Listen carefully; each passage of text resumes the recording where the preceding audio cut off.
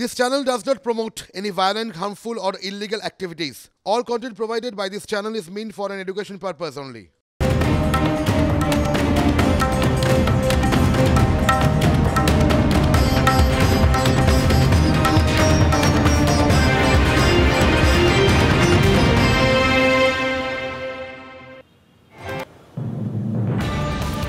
নমস্কার, দেখছেন TV9 বাংলা। এখন সময় ঠিক দুপুর 12টা মানে প্রেস কর্নার। আপনাদের সঙ্গে আমি তন্নিষ্ঠা রয়েছি এবং আমার সঙ্গে স্টুডিও থেকে মঞ্জিরা রয়েছে, মিবি রয়েছে, সকলের সঙ্গে কথা বলবো। তবে এই মুহূর্তে একটা ব্রেকিং নিউজ দিই আপনাদেরকে। এই মুহূর্তে অসমে ভারত জোড়ো ন্যায় যাত্রায় ধুন্ধুমার পরিস্থিতি, সেই ছবি আসছে আমাদের কাছে, এক একে দেখাবো সেই ছবিটা।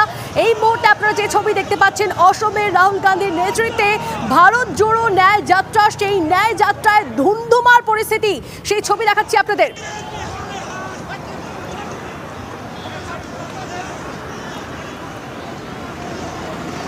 আরো একবার আপনাদেরকে জানিয়ে রাখি, রাহুল গান্ধীর নেতৃত্বে ভারত জোড়ো ন্যায় যাত্রা এবং সেই ন্যায় যাত্রায় ধুন্ধুমার পরিস্থিতি। জ্যোতির্ময় আমাদের প্রতিনিধি আমাদের সঙ্গে রয়েছেন। জ্যোতির্ময় আরো বিস্তারিতভাবে এই বিষয়টা নিয়ে জানাবেন। জ্যোতির্ময়, দেখো, অসমে যখন থেকে এই ভারত জোড়ো ন্যায় যাত্রা প্রবেশ করেছে তখন থেকে কিন্তু প্রশাসনের সঙ্গে কংগ্রেসের লাগাতার সংঘাত হচ্ছে এবং যে রুট দিয়ে কংগ্রেস নিজেদের এই যাত্রাপথ ঠিক করেছে সেই রুটে পারমিশন পুলিশের তরফ থেকে দেওয়া হয়নি।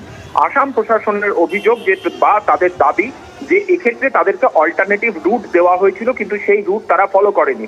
আজ এই মুহূর্তে যে ছবি আমরা দেখতে পাচ্ছি তাতে ব্যারিকেড ভেঙে কংগ্রেসের কর্মী সমর্থকরা তারা এগোনোর চেষ্টা করে, পুলিশের সঙ্গে ব্যাপক ধস্তাধস্তি হয় এবং পুলিশ এই ব্যারিকেড সামলানোর চেষ্টা করে এবং পরবর্তী ক্ষেত্রে ব্যারিকেড ভেঙে পড়ে, পুলিশ লাঠিচার্জ করেছে এবং স্বয়ং রাহুল গান্ধী তিনি ঘটনাস্থলে উপস্থিত রয়েছেন।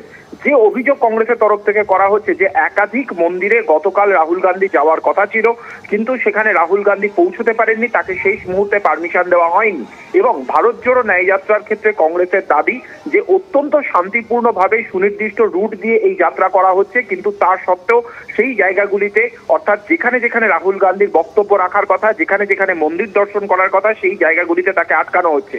এই মুহূর্তে এখনো পর্যন্ত পুলিশের সঙ্গে সংঘাত চলছে, সেখানে কংগ্রেসের কর্মী সমর্থকরা তারা স্লোগান দিচ্ছেন। পুলিশ প্রাথমিকভাবে তাদেরকে সেখান থেকে সরানোর চেষ্টা করে, কিন্তু যেহেতু জমায়েত যথেষ্ট বেশি, এর ফলে পুলিশকে লাঠিচার্জ করতে হয় এবং ব্যারিকেড সম্পূর্ণভাবে ভেঙে পড়েছে। ফলত এই মুহূর্তে কংগ্রেসের নেতারা, শীর্ষ নেতৃত্ব, তারা নিজেদের মধ্যে কথা বলছেন। যে খবর আমরা পাচ্ছি 1:20 নাগাদ একটি সাংবাদিক বৈঠক হতে পারে এবং সেখানে স্বয়ং রাহুল গান্ধী তিনি পুরো পরিস্থিতি নিয়ে তাদের কি অবস্থান সেই বিষয়ে তিনি স্পষ্ট করবেন। জ্যোতির্ময়, আরো একবার একটু বুঝে নেওয়ার চেষ্টা করব, আমরা যেরকম ছবি দেখছি যে ব্যারিকেডের ওপরে উঠে মানে এইরকম বিশৃঙ্খলা হলো কেন? দেখো, প্রথম থেকেই আসাম প্রশাসনের অভিযোগ যে রুট দিয়ে ভারত জোড়ো ন্যায় যাত্রা নিয়ে যাওয়ার চেষ্টা চলছে সেই রুটের পারমিশন দেওয়া হয়নি, তাদেরকে একটি বিকল্প রুট দেওয়া হয়েছে। কিন্তু তারপরেও কংগ্রেস নেতৃত্ব ঘোষণা করে যে তারা যে রুট নিজেরা ঘোষণা করেছে সেই রুট দিয়েই ভারত জোড়ো ন্যায় যাত্রা যাবে। এবং সকাল থেকেই আসামের পুলিশ তারা কার্যত রণসাজে সেজেছিল এবং যে রুট দিয়ে যাওয়ার কথা ছিল এই যাত্রা, সেই জায়গাতে ব্যারিকেড তৈরি করা হয়।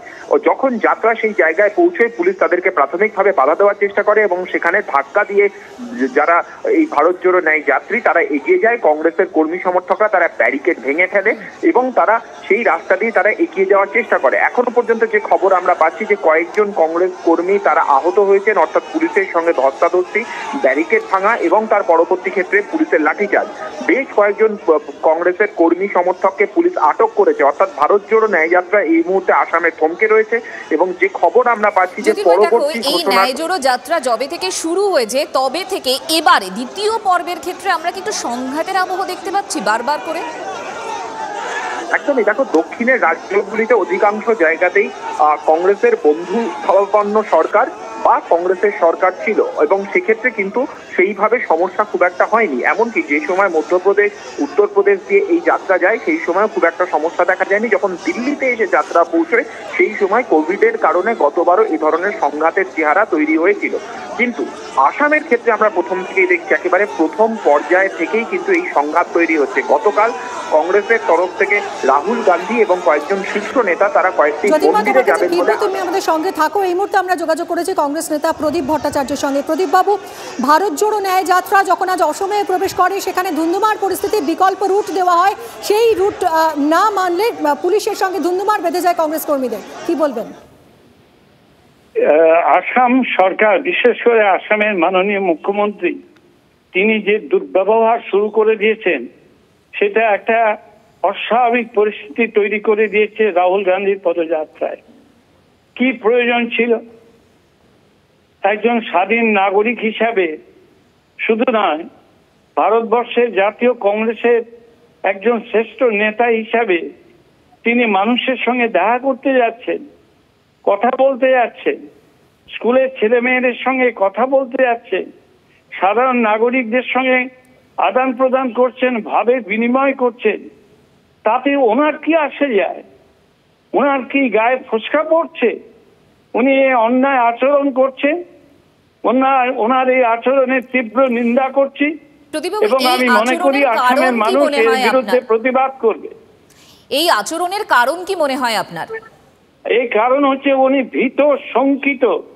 রাহুল গান্ধী যেভাবে আসামে চষে বেড়াচ্ছেন, ঘুরে বেড়াচ্ছেন, তাতে আসামের লক্ষ লক্ষ মানুষের সহৃদয় সাহায্য উনি পাবেন, কংগ্রেস পাবে এবং বর্তমান যিনি মুখ্যমন্ত্রী তিনি বুঝতে পারছেন তার সিংহাসন টলতে শুরু করে দিয়েছে।